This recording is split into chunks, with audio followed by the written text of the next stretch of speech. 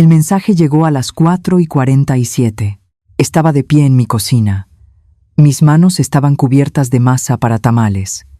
El teléfono vibró sobre la encimera de mármol, manchando la pantalla con un poco de harina. 11 palabras destruyeron 35 años de tradición. 11 palabras que me borraron de mi propia familia. El mensaje era de mi hijo mayor, Mateo. Decía: «Mamá, decidimos hacer solo algo pequeño en familia este año. Solo algo pequeño en familia». Leí esa frase una y otra vez. A mi alrededor, la casa respiraba el aroma a canela, clavo y carne asada. Había invertido $48,300 en esta noche. Había pasado semanas planificando cada detalle. Y de repente, con un simple mensaje de texto, ya no estaba invitada. Ya no era parte de la familia. No lloré. A mis 68 años, he aprendido que las lágrimas son un lujo que las madres rara vez pueden permitirse. Me limpié las manos lentamente con un trapo de cocina. Sentí el calor del horno contra mi piel. Sentí el peso del silencio que de pronto inundó la casa. Caminé hacia el estudio. Mis pasos resonaban en el piso de madera que mi esposo, Roberto, había instalado con sus propias manos hace 3 décadas. Abrí el cajón pesado del escritorio de roble. Saqué la carpeta. La carpeta era un archivador de cuero grueso, desgastado por los bordes. Olía a papel viejo y, si cerraba los ojos, todavía podía percibir un rastro de la colonia de Roberto. Era el centro de mando de nuestras Navidades. 35 años de logística, recibos, menús y listas de regalos estaban guardados en esas páginas. Roberto y yo construimos esta tradición desde la nada. Cuando nos casamos, apenas teníamos para un árbol de plástico barato en nuestra pequeña casa en San Antonio. Él era contratista. Tenía manos grandes, ásperas por el cemento y la madera. Tenía una risa fuerte que llenaba cualquier habitación. Trabajamos de sol a sol. Él construyendo casas bajo el calor implacable de Texas, y yo como directora de una escuela primaria, educando a los hijos de otros mientras criaba a los míos. Construimos un imperio de clase trabajadora. Invertimos, ahorramos, y con el tiempo, el dinero dejó de ser una preocupación para convertirse en un escudo. Queríamos que nuestros hijos nunca conocieran el hambre, nunca conocieran la humillación de no poder pagar una factura. Les dimos todo. Quizás ese fue mi primer error. La Navidad se convirtió en el monumento de nuestro éxito. Pasamos del árbol de plástico a alquilar una enorme cabaña en las montañas, a veces en Ruidoso, a veces en Aspen. Comprábamos regalos que llenaban la caja de la camioneta de Roberto. Contratábamos servicios de comida para no tener que cocinar todo nosotros mismos, aunque yo siempre insistía en hacer los tamales. Era nuestra forma de decirles a nuestros hijos que estaban seguros, que la familia era un refugio inquebrantable. Pero hace 5 años, ese refugio se derrumbó. Roberto sufrió un ataque al corazón fulminante justo antes de Navidad. Recuerdo el olor a antiséptico del hospital mezclándose con el aroma a pino que se había quedado impregnado en mi abrigo. Recuerdo el sonido de la máquina cuando su corazón se detuvo. Lo enterramos un martes. El jueves era Nochebuena. Mis hijos estaban devastados. Mateo no podía dejar de llorar. Diego, mi hijo menor, se encerró en sí mismo, incapaz de articular palabra. Yo me tragué mi dolor. Lo empujé tan al fondo de mi pecho que sentí que me asfixiaba. Esa Navidad, recibí a 23 personas en mi casa. Serví la cena, sonreí a los invitados. Mantuve la tradición viva porque creí que mis hijos necesitaban esa normalidad para sobrevivir. Fue el sacrificio maternal más grande de mi vida y fue completamente invisible para ellos. En los 4 años que siguieron a la muerte de Roberto, las cosas empezaron a cambiar. Fue un borrado gradual, casi imperceptible al principio. Mateo se había casado con Sofía. Ella es organizadora de eventos. Una mujer moderna, asimilada, que habla en términos corporativos y conceptos de terapia de Internet. Sofía empezó a tomar el control de las festividades. Sugería cambiar los lugares, alterar los menús, modificar las tradiciones. Al principio, lo permití. Pensé que era su forma de integrarse, de sentirse parte de la familia, pero pronto me di cuenta de que no quería integrarse, quería reemplazarme. Empezó a usar palabras como establecer límites. Decía que mis tradiciones eran abrumadoras, que mi necesidad de organizar todo era una dinámica tóxica de control. Control. Esa era la palabra que usaba para describir mi generosidad. No sabía que esa generosidad incluía un cheque anual de $25,000 que yo transfería en secreto a la cuenta de Mateo para subsidiar la hipoteca de su enorme casa. Nunca lo mencioné, nunca lo usé en su contra. Era un acuerdo silencioso entre mi hijo y yo para que Sofía pudiera mantener su estilo de vida sin preocupaciones. Diego, por su parte, se mudó a Austin. Adoptó una postura de desapego total. Confundía la distancia geográfica con la neutralidad. Cuando Sofía empezó a excluirme sutilmente de los chats grupales, Diego simplemente miraba hacia otro lado. «No me quiero meter, mamá», me decía por teléfono. «Es más fácil seguirles la corriente que pelear». La cobardía de mi hijo menor me dolía tanto como la manipulación de mi nuera. Me fui convirtiendo en un fantasma en mi propia familia, una invitada en la tradición que yo misma había financiado y construido con el sudor de mi esposo. El golpe final, la verdadera revelación, no ocurrió hoy con este mensaje de texto, ocurrió el martes pasado. Mateo había venido a dejar a mi nieta, Valentina, por un par de horas. Es una niña hermosa, de 8 años, con los mismos ojos oscuros de su abuelo. Mateo dejó su tableta electrónica sobre la isla de mi cocina. Estaba encendida. Fui a moverla para no mancharla mientras preparaba la merienda para Valentina. Y entonces la pantalla se iluminó con una notificación. Era un mensaje de un chat grupal. El título del grupo era Navidad 2026. Había 9 personas en ese grupo. Mateo, Sofía, Diego, los padres de Sofía, sus hermanos. Todos menos yo. No soy de las que revisan los teléfonos ajenos, pero el nombre del grupo me paralizó. Toqué la pantalla. Leí los mensajes. Sofía había escrito: «Necesitamos nuestro propio espacio este año. Su presencia es demasiado asfixiante». Mateo había respondido: «Tienes razón. Le diré que haremos algo pequeño, pero asegúrate de que la cabaña esté confirmada. Ella ya pagó el depósito».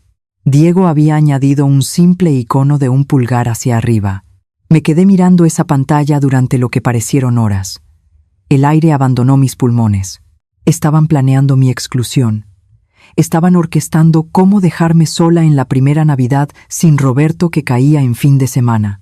Y lo peor de todo, lo más humillante, es que planeaban hacerlo usando mi dinero. Querían la cabaña que yo alquilaba. Querían los regalos que yo compraba. Querían la comida que yo pagaba. Solo no me querían a mí. Ese martes no dije nada. Le devolví la tableta a Mateo cuando vino a recoger a Valentina. Le di un beso en la mejilla a mi hijo. Sentí su piel contra mis labios y me pregunté en qué momento se había convertido en un extraño.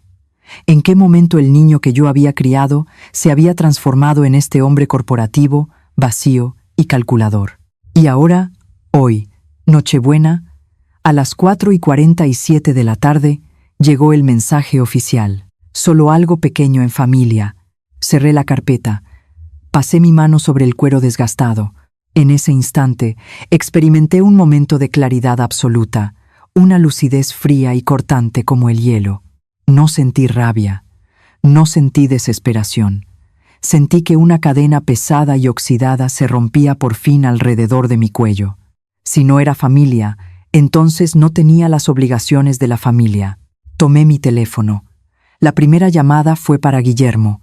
Guillermo ha sido mi contador y asesor financiero durante 20 años. Conoce cada centavo que Roberto y yo ganamos. Conoce los secretos de esta familia mejor que el sacerdote de nuestra parroquia. Contestó al segundo tono. «Señora Carmen», dijo con su voz profesional y calmada. «Feliz Nochebuena». «Guillermo», respondí. Mi voz sonaba extrañamente firme.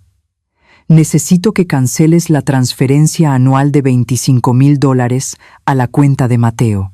Hubo un silencio en la línea, un silencio largo y pesado. Guillermo sabía exactamente lo que significaba ese dinero para la hipoteca de mi hijo. ¿Está segura, señora Carmen?, preguntó suavemente. Completamente, le dije. Quiero que tomes esos $25,000 y los dones a la fundación comunitaria local. Ponlos a nombre del fondo educativo de Roberto. Entendido, dijo Guillermo. No hizo más preguntas. Su eficiencia era un consuelo. Entendía la gravedad de mi decisión sin necesidad de explicaciones. Colgué el teléfono. Una transacción cancelada. Un cordón umbilical financiero finalmente cortado. La segunda llamada fue para Lucía. Lucía es la dueña del servicio de banquetes que hemos usado durante 12 años. Es una mujer trabajadora, leal, que siempre se aseguraba de que la comida tuviera el toque tradicional que a Roberto le encantaba. Señora Carmen, contestó Lucía, con el ruido de ollas y sártenes de fondo. Sus pedidos ya están casi listos para ser entregados en la cabaña. Lucía, escúchame bien, le dije. Cancela la entrega. El ruido de fondo pareció detenerse. ¿Qué pasó?, preguntó, su voz llena de preocupación. ¿Alguien se enfermó? No, respondí. Hubo un cambio de planes. La familia decidió hacer algo pequeño. Sin mí, escuché a Lucía tomar aire bruscamente. Conocía a mis hijos. Sabía cuánto me había sacrificado por ellos. Señora Carmen, eso no es justo, susurró Lucía. No importa lo que sea justo, Lucía. Lo que importa es lo que es. El pedido de $4,800 ya está pagado. Quiero que te quedes con el dinero. No puedo aceptar eso sin darle la comida, protestó. Entonces lleva toda esa comida al refugio de mujeres en el centro, le ordené. Diles que es de parte de Roberto, y vete a casa a pasar la Navidad con tus propios hijos. Gracias, señora Carmen, dijo Lucía, con la voz quebrada. Que Dios la bendiga. Colgué. 2 llamadas. $30,000 redirigidos en menos de 5 minutos. Pero aún faltaba lo más importante. La cabaña. Tomé las llaves de mi auto. Salí al frío aire de la tarde en Texas. El cielo se estaba volviendo de un tono púrpura oscuro, anunciando la llegada de la noche. Conduje hasta la oficina de administración de propiedades. El trayecto duró 20 minutos. 20 minutos de silencio absoluto en el auto.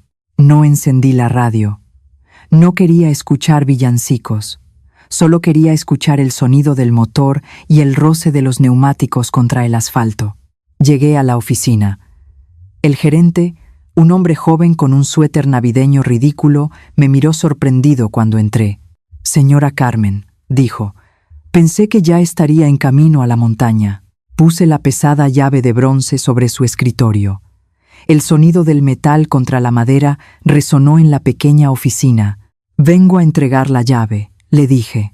El gerente parpadeó, confundido. Pero tiene la reserva por toda la semana. Sus hijos suelen llegar mañana por la mañana. Mis hijos no van a ir a ninguna parte, respondí con frialdad. Cancela la reserva. Pero señora, perderá el depósito, advirtió el joven, tecleando nerviosamente en su computadora. Revisé el contrato, le recordé. Si cancelo antes de las 6 de la tarde del día de inicio, tengo derecho a un reembolso parcial. El joven asintió lentamente. Es cierto, le puedo reembolsar $6,500, pero la cabaña quedará libre. Procesa el reembolso a mi tarjeta principal, ordené. Vi cómo el joven pasaba la tarjeta. Vi cómo imprimía el recibo. Tomé el papel, me di la vuelta y salí de la oficina. 28 años de recuerdos en esa cabaña. 28 años de mañanas frías, de café caliente junto a la chimenea, de ver a mis hijos crecer y luego ver a mi nieta correr por los pasillos de madera. Todo eso se quedó en ese escritorio, junto con la llave de bronce. Regresé a mi auto. Miré el reloj del tablero. Eran las 5:30 de la tarde. Aún me quedaba una tarea, la más agotadora de todas. Conduje hasta el centro comercial de lujo. El estacionamiento era un caos de personas haciendo compras de pánico de última hora. Tuve que dar vueltas durante 15 minutos hasta encontrar un espacio. Caminé hacia las puertas de cristal, sintiendo el viento helado golpear mi rostro. Fui a la cajuela de mi auto y saqué las enormes bolsas de tiendas departamentales. Había pasado semanas seleccionando cada regalo.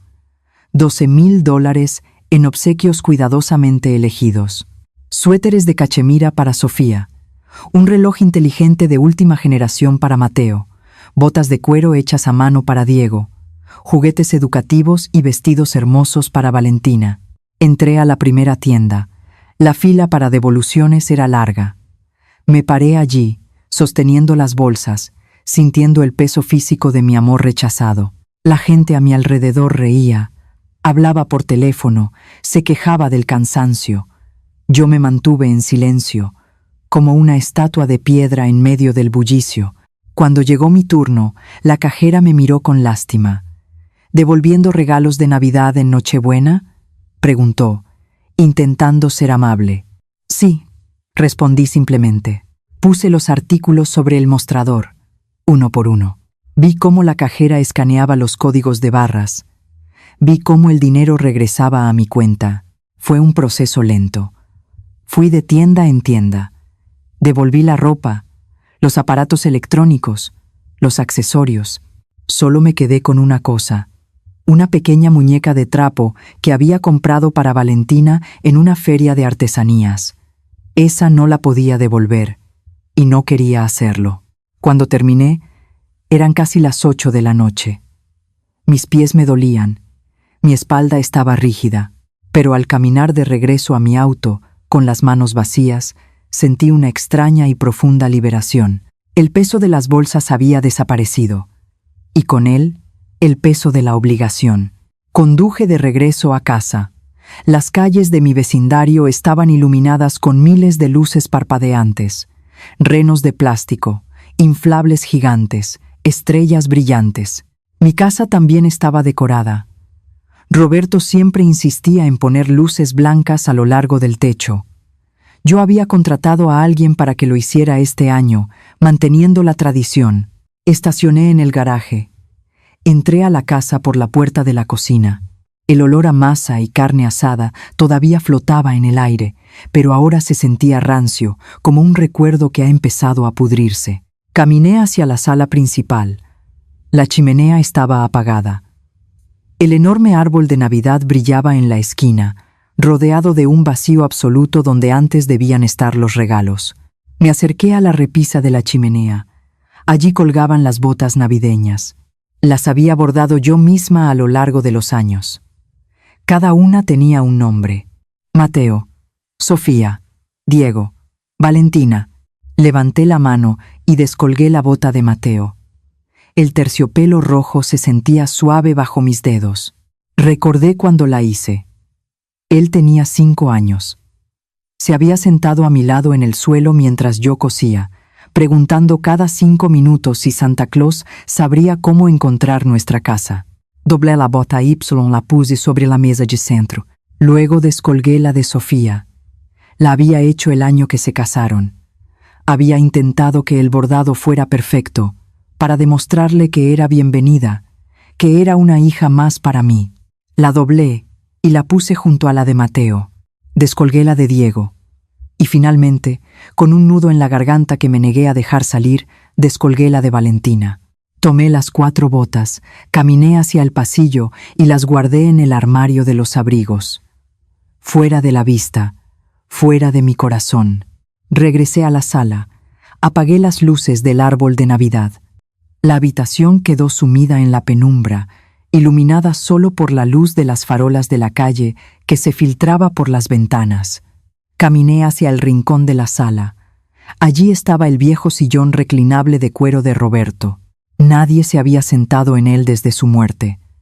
Sofía había sugerido varias veces que lo tirara, diciendo que arruinaba la estética moderna de la sala. Me senté en el sillón. El cuero crujió bajo mi peso. Cerré los ojos.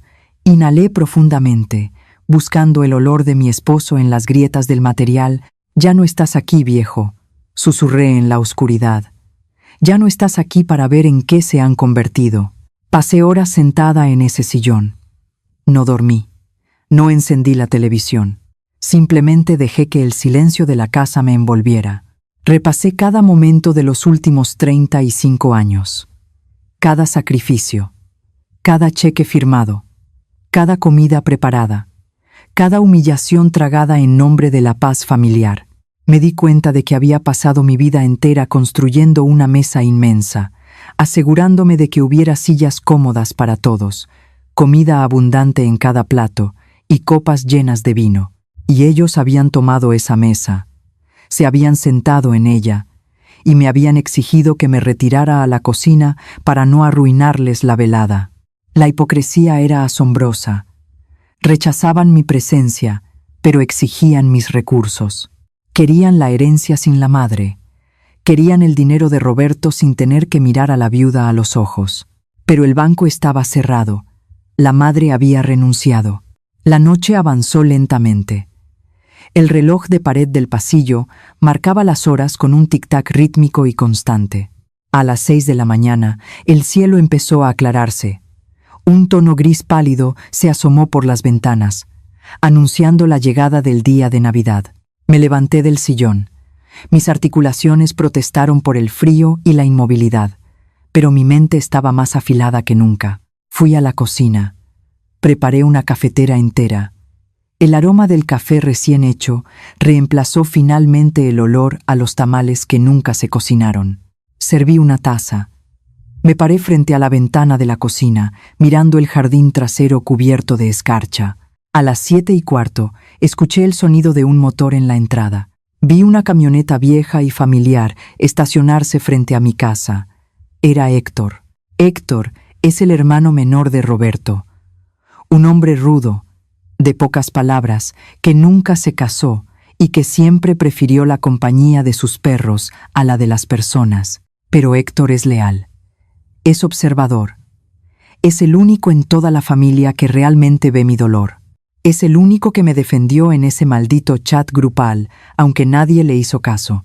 Escuché la puerta principal abrirse. Héctor tiene su propia llave. Caminó por el pasillo y entró a la cocina.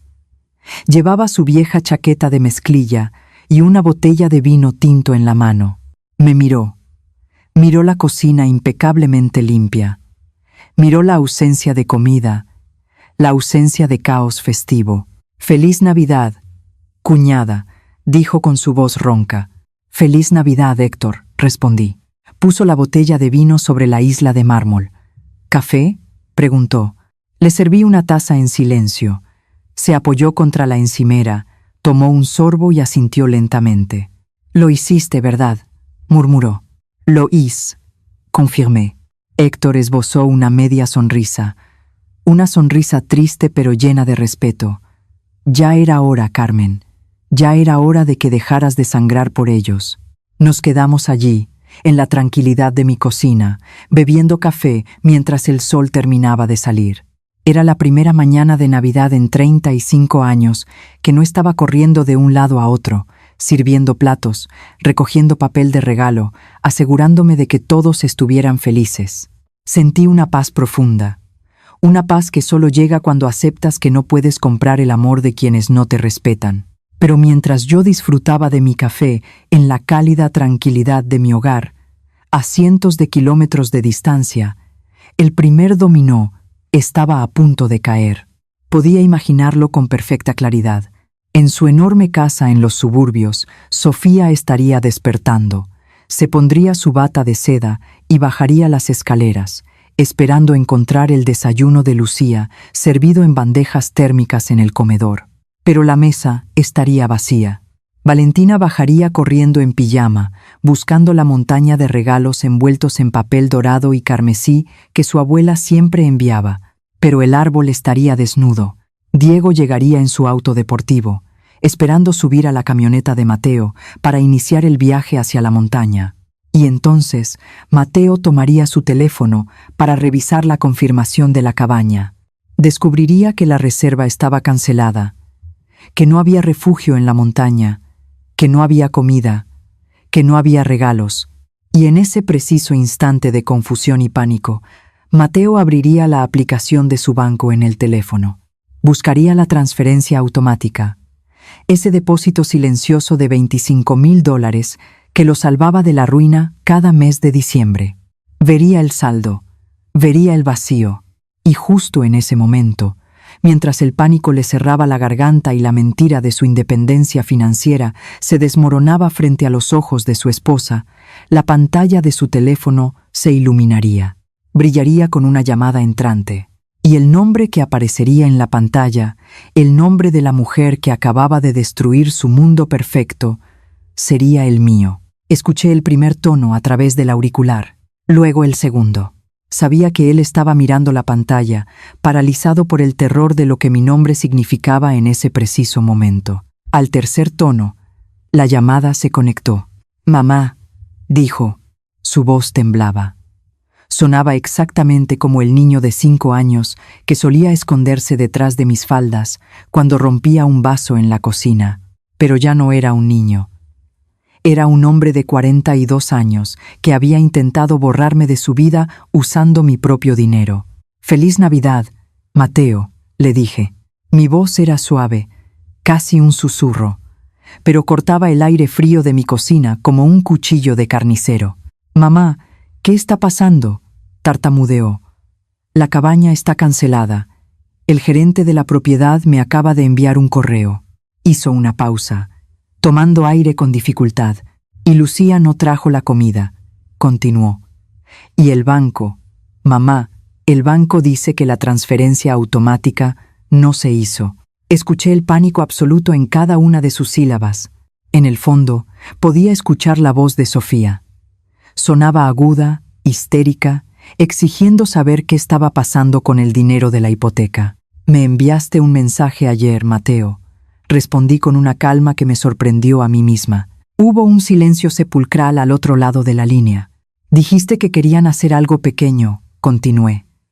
«Solo en familia». «Mamá, por favor», suplicó. «Yo respeté tu decisión», le dije, marcando cada palabra con una precisión quirúrgica. «Respeté tus límites». «Pero mamá, es Navidad», dijo él, su voz quebrándose. «Valentina está llorando porque no hay regalos bajo el árbol. No uses a mi nieta como escudo para tu cobardía», le advertí. Mi tono no se elevó ni 1 milímetro, pero el peso de mi autoridad lo silenció de inmediato. «La comida, la cabaña, los regalos y el dinero de tu hipoteca eran mis contribuciones a esta familia», le expliqué lentamente. «Y dado que yo ya no soy parte de esta familia, mis contribuciones tampoco lo son». Escuché a Sofía gritar en el fondo. Decía que yo era un monstruo, que estaba arruinando la Navidad de su hija. «Ustedes tomaron una decisión como adultos, Mateo», le dije, ignorando los gritos de mi nuera.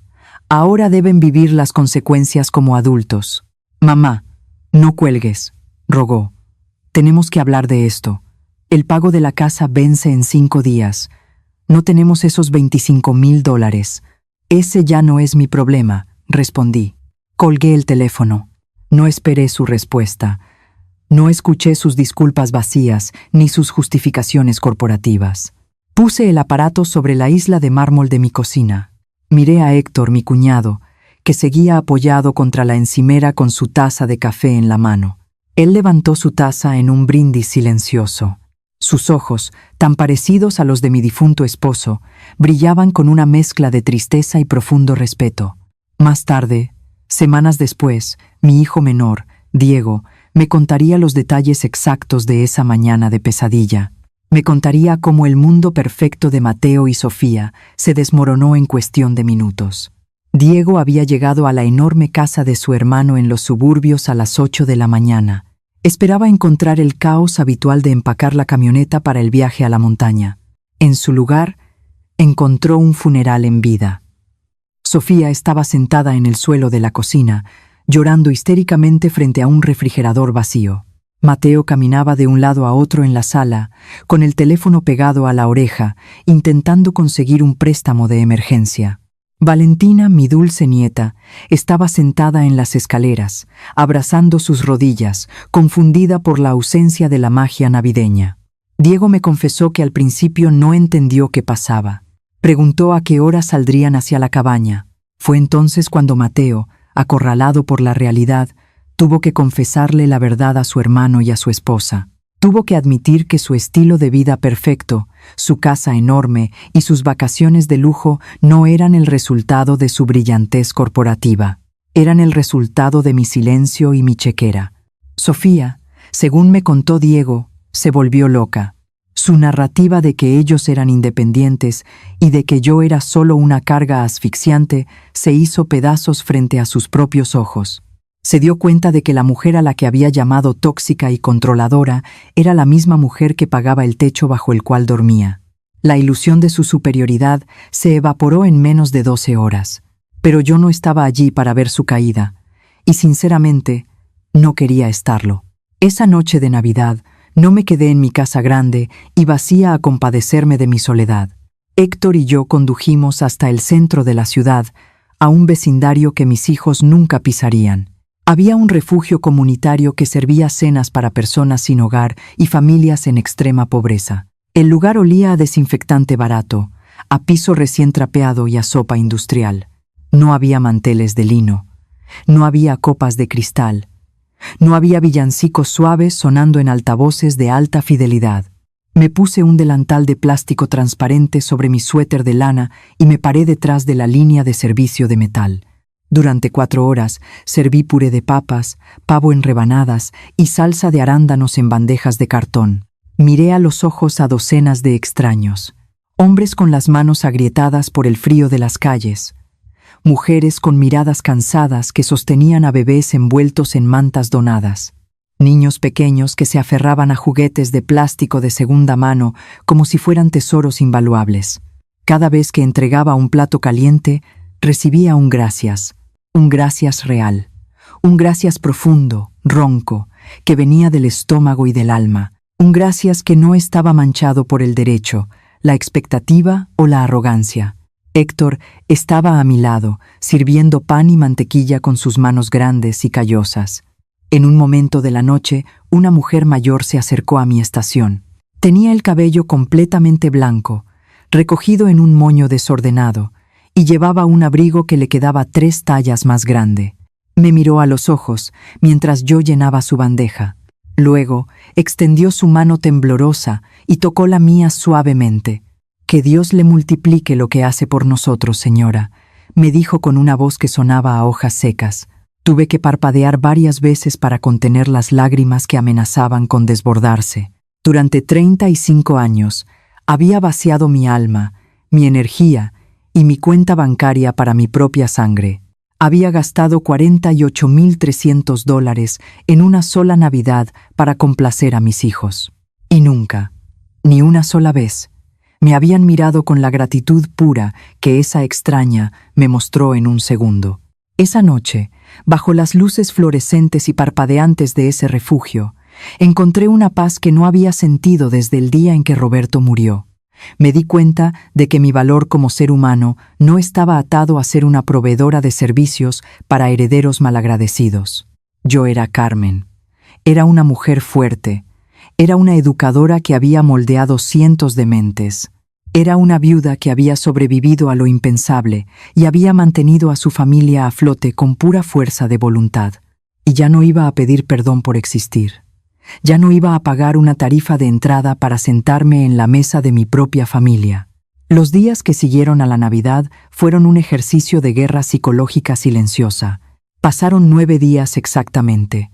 El año nuevo llegó, y se fue con un silencio sepulcral. No hubo mensajes de texto con emojis festivos. No hubo llamadas de disculpa. No hubo fotos de Valentina en mi teléfono. Sabía perfectamente lo que estaban haciendo. Estaban reagrupándose. Sabía que Sofía estaba elaborando una narrativa en la que yo era la villana absoluta de la historia. Estaban esperando que yo me quebrara, que la culpa maternal me consumiera y que yo llamara rogando por su perdón, con la chequera abierta. Pero yo había enterrado a mi esposo. Podía soportar el silencio de mis hijos. El 3 de enero, la burbuja finalmente estalló.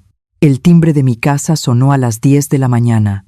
Estaba en la sala, regando mis orquídeas con una pequeña regadera de cobre. Caminé hacia la puerta principal. Limpié mis manos en un paño y abrí. Mateo y Sofía estaban de pie en el porche. El viento frío de enero les golpeaba el rostro, enrojeciendo sus narices. Mateo se veía demacrado. Tenía ojeras oscuras y profundas bajo los ojos. Su postura corporativa, siempre tan erguida y segura, había desaparecido por completo. Sofía, por el contrario, estaba a la defensiva. Llevaba un abrigo de lana caro, los brazos cruzados sobre el pecho y una expresión de indignación cuidadosamente ensayada. «Hola, mamá», dijo Mateo en voz baja, casi inaudible. «¿Podemos pasar?» Me hice a un lado sin decir una sola palabra. Entraron a la casa. Sofía miró a su alrededor, escaneando la sala impecable, como si estuviera inspeccionando un campo de batalla antes del combate. Se sentaron juntos en el sofá de cuero. Yo caminé hacia el rincón de la sala y me senté frente a ellos, en el viejo sillón reclinable de Roberto. El silencio se estiró en la habitación. Se volvió denso, pesado, casi insoportable. Escuchaba el tic-tac del reloj de pared y la respiración agitada de mi hijo. Finalmente, Sofía tomó la palabra. No podía soportar perder el control de la narrativa por más tiempo. Carmen empezó. Su tono era el de una terapeuta condescendiente hablando con un paciente particularmente difícil. «Queremos hablar sobre lo que pasó en Navidad», dijo, cruzando las piernas. «Entendemos que te sentiste herida por nuestra decisión de establecer límites saludables para nuestra familia nuclear». La dejé hablar. No moví un solo músculo de mi rostro. «Pero lo que hiciste», continuó Sofía, elevando un poco la voz, «cancelar la cabaña, retirar los regalos de tu propia nieta y, sobre todo, cortar el apoyo financiero de Mateo de esa manera tan abrupta y cruel». Hizo una pausa dramática, buscando contacto visual conmigo. «Eso fue una represalia financiera», sentenció. «Fue un acto de agresión pasiva, abuso económico y manipulación tóxica». La miré fijamente. No parpadeé. Sentí que la sangre de Roberto, la sangre de generaciones de trabajadores que construyeron este país con sus manos y que no toleraban tonterías, hervía en mis venas. Pero cuando hablé, mi voz salió fría, cristalina y absolutamente letal. «Sofía», le dije, «estás usando palabras muy grandes y de moda para ocultar una verdad muy pequeña y patética». Ella frunció el ceño, visiblemente desconcertada por mi falta de reacción emocional. «Tú no querías establecer límites», continué, inclinándome ligeramente hacia adelante. «Tú querías mi dinero sin tener que soportar mi presencia». «Eso no es cierto», saltó Mateo, intentando defender a su esposa. «Nosotros solo queríamos espacio». Levanté una mano. Fue un gesto simple. El mismo gesto que usaba en la escuela primaria para silenciar a un auditorio lleno de niños revoltosos. Mateo cerró la boca al instante, condicionado por décadas de respeto maternal. Me levanté del sillón. Caminé hacia el estudio con pasos lentos y medidos. Regresé un minuto después cargando la carpeta. El pesado archivador de cuero aterrizó sobre la mesa de centro de cristal con un golpe sordo que hizo eco en la sala. «¿Saben qué es esto?», pregunté, poniendo mi mano sobre la cubierta desgastada. Mateo tragó saliva. «Es la carpeta de Navidad», susurró. «No», lo corregí de inmediato. «Es el registro de mi vida». Abrí los anillos de metal con un chasquido seco.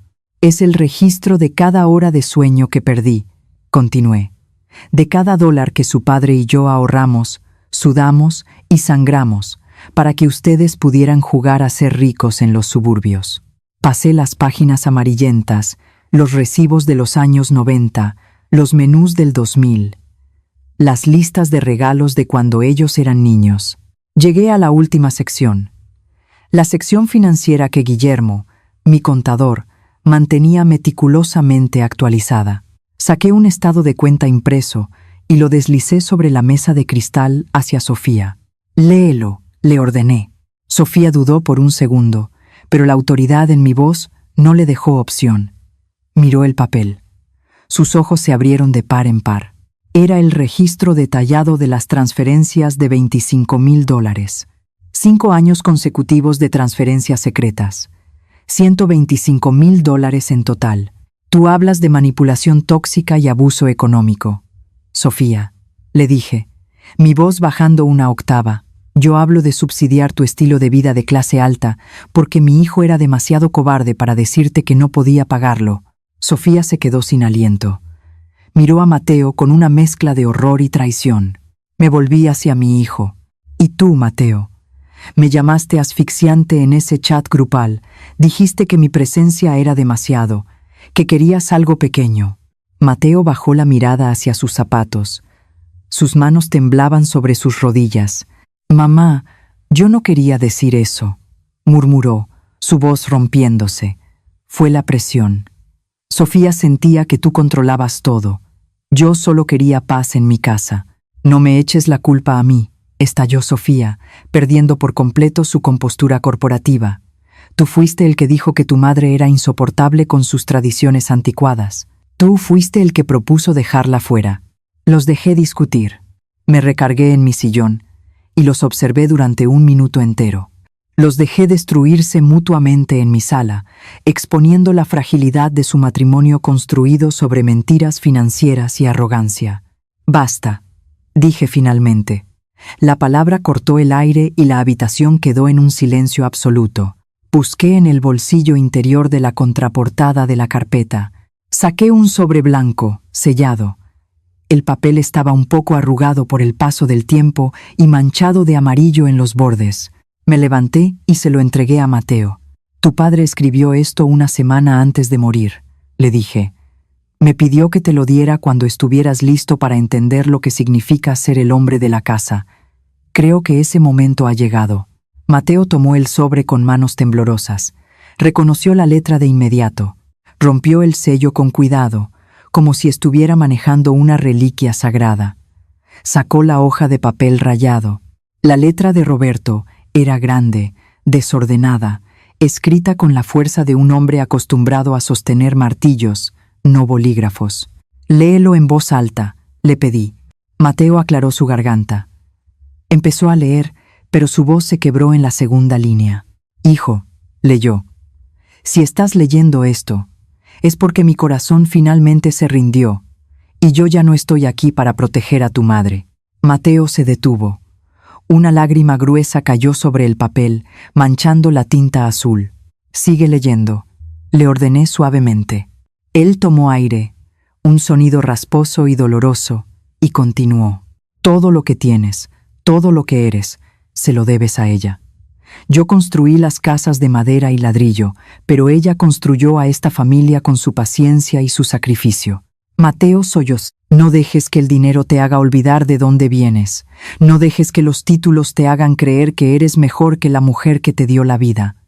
Cuídala, Mateo, porque el día que le faltes al respeto a tu madre, perderás tu brújula para siempre. Mateo dejó caer la carta sobre la mesa. Se cubrió el rostro con ambas manos y empezó a llorar.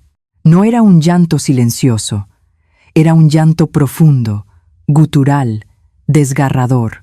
El llanto de un hombre adulto que se da cuenta de que ha roto algo sagrado que quizás nunca pueda reparar. Sofía miraba la carta sobre la mesa. Estaba pálida, paralizada, incapaz de articular una sola palabra de sus manuales de terapia. En ese preciso momento de devastación, mi teléfono celular sonó en mi bolsillo. Lo saqué. Era Diego. Contesté la llamada y, sin dudarlo, presioné el botón de altavoz. Puse el teléfono sobre la mesa, junto a la carta de Roberto. «Mamá», dijo la voz de mi hijo menor resonando en la sala. Sonaba ronca, agotada, como si no hubiera dormido en 1 semana. «Dime, Diego», respondí. «Mamá, perdóname», dijo. Su voz temblaba de vergüenza. Fui un cobarde, un maldito cobarde. El silencio en la sala era tan profundo que se podía escuchar la respiración de todos. Mateo y Sofía escuchaban la confesión de Diego sin moverse. Vi lo que estaban haciendo en ese chat de Navidad, continuó Diego. Vi cómo Sofía te insultaba y cómo Mateo le seguía el juego, y no dije nada. Pensé que si me mantenía al margen en Austin, si no me metía, el problema no me salpicaría. Diego tomó un respiro tembloroso. Pero me equivoqué, mamá. Me equivoqué de la peor manera. No hay neutralidad cuando se trata de defender a tu madre. Te dejaron sola, te humillaron. Y yo, con mi silencio, lo permití. Soy tan culpable como ellos. Cerré los ojos por un segundo.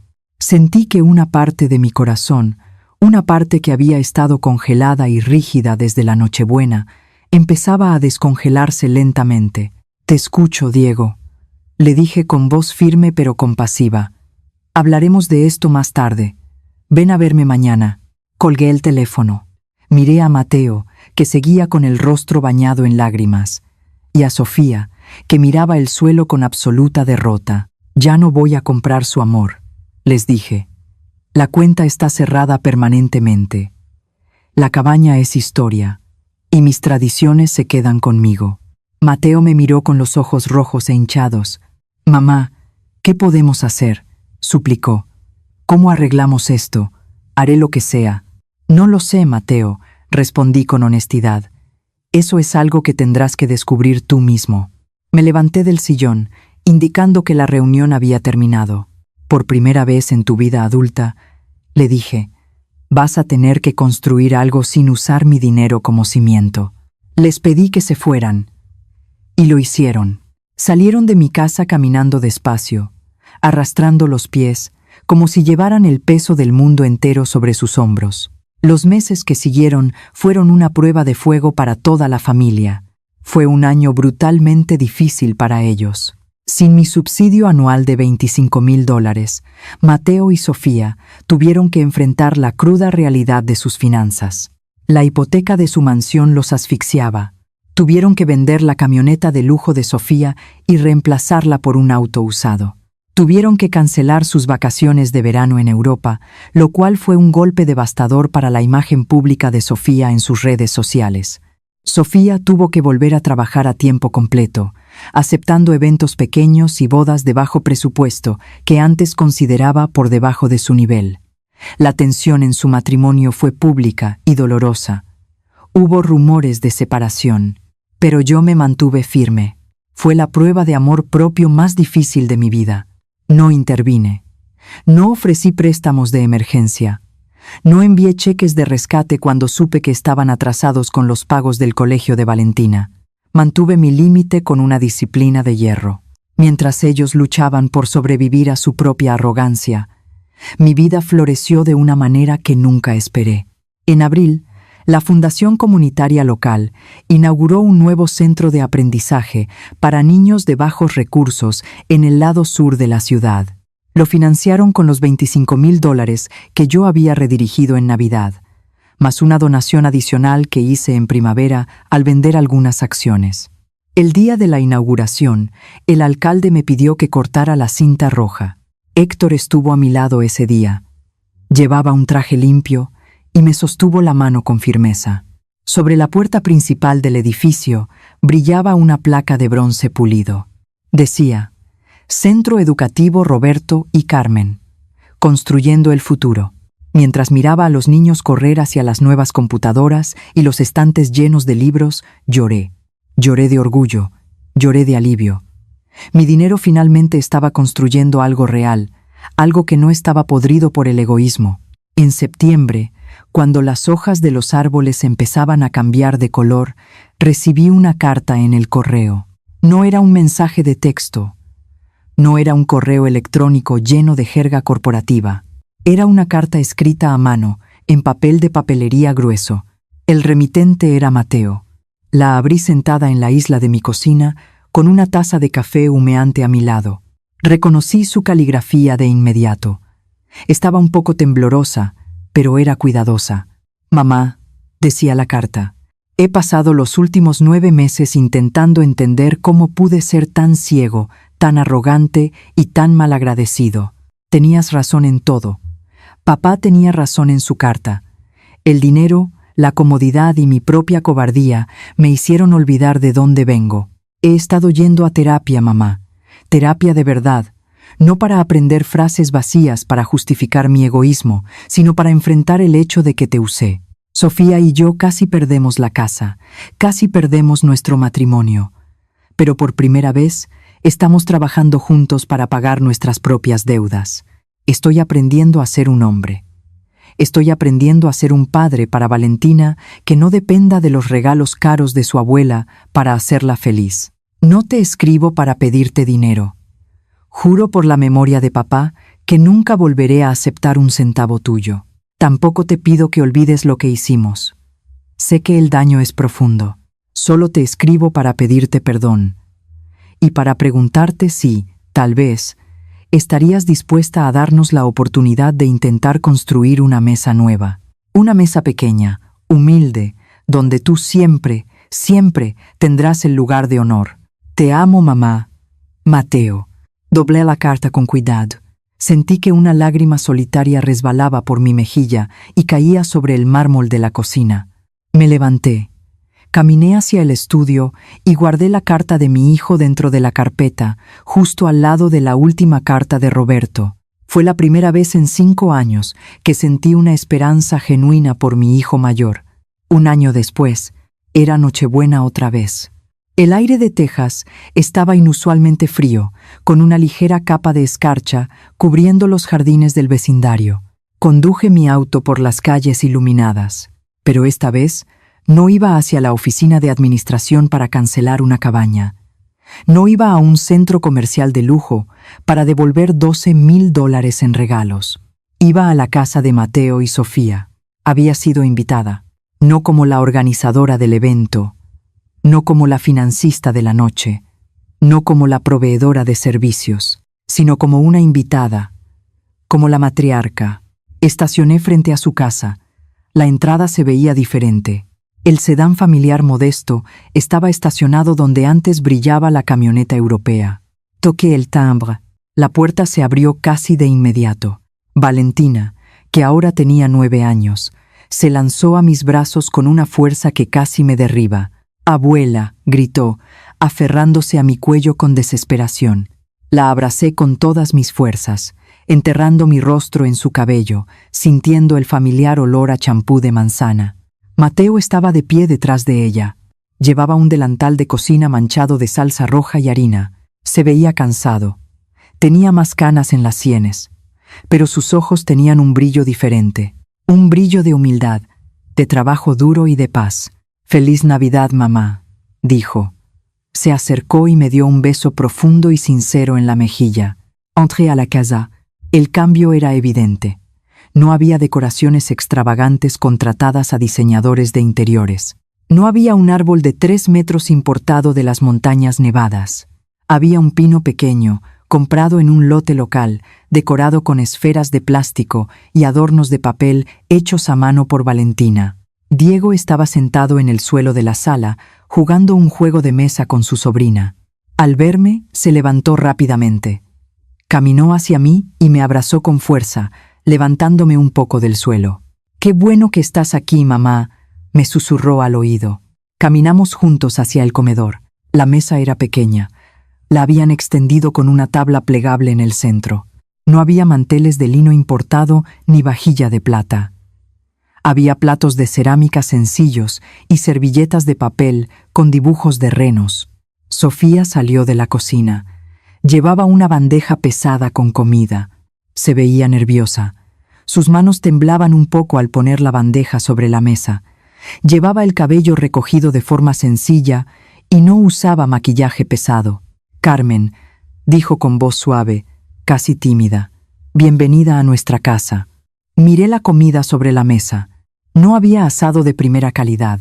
No había servicio de banquetes de Lucía de $4,800. Mateo había intentado hacer la receta de mis tamales. Estaban deformes. Algunos se habían desarmado en la olla, dejando la carne expuesta. La masa se veía un poco seca y agrietada. El pavo que Sofía había horneado estaba visiblemente quemado en los bordes de las alas. Era un desastre culinario absoluto. Y sin embargo, era la comida más hermosa que había visto en toda mi vida. Nos sentamos a la mesa. Mateo me guió con cuidado hacia la cabecera, la silla principal. Antes de servir la comida, Sofía se levantó de su asiento. Caminó hacia un mueble cercano y tomó un paquete envuelto en papel de estraza sencillo, atado con un cordón de hilo. Se acercó a mí y me lo entregó con ambas manos, mirándome a los ojos. «Queríamos darte esto antes de cenar», dijo Sofía. «Mateo y yo lo buscamos juntos». Abrí el papel con cuidado, deshaciendo el nudo del hilo. Era un marco de madera de roble, sólido, pesado, rústico. Dentro del marco había una fotografía. Era una foto vieja de Roberto y mía. Había sido tomada en nuestra primera Navidad juntos, en aquella pequeña casa de alquiler en San Antonio, cuando apenas teníamos dinero para comer.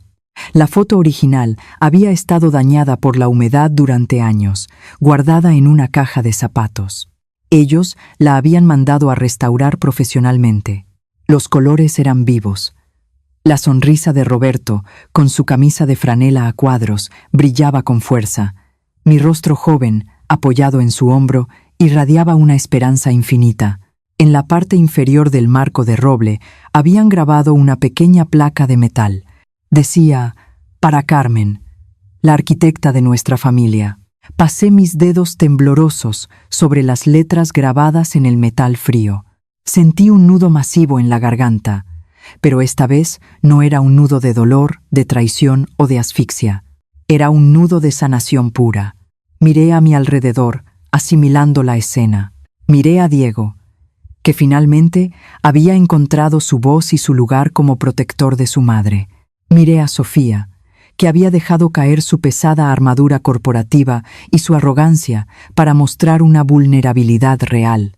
Miré a Valentina, que me sonreía con la inocencia pura de una niña que solo quiere a su familia unida.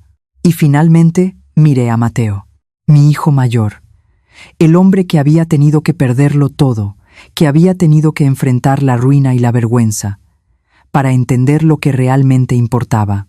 Estaba sentado allí, al otro lado de la mesa, frotándose las manos con nerviosismo, esperando mi veredicto sobre sus tamales deformes. Había aprendido la lección más dura de todas. Había aprendido que el amor de una madre es infinito, incondicional y eterno. Pero su dignidad, su respeto y su lugar en la mesa no son negociables. Tomé mi tenedor, corté un pedazo del tamal seco que estaba en mi plato y me lo llevé a la boca. Lo mastiqué lentamente.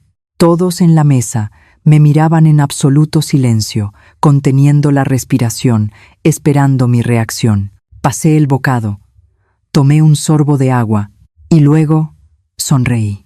«Les falta un poco de manteca, Mateo», le dije con ternura, rompiendo la tensión. «Pero para ser tu primer intento, están perfectos». Mateo soltó el aire de golpe. Sus hombros cayeron aliviados y sonrió.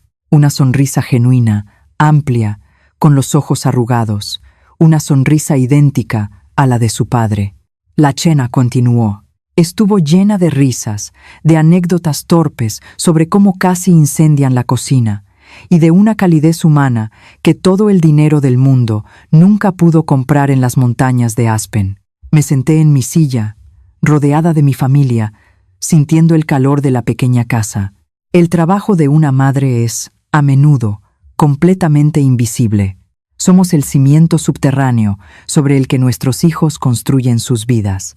Somos el suelo firme que pisan cuando corren, y el techo silencioso que los protege cuando llueve. A veces, los hijos dan por sentado ese refugio. Creen que la casa se sostiene sola. Creen que su éxito es obra exclusiva de su propio genio.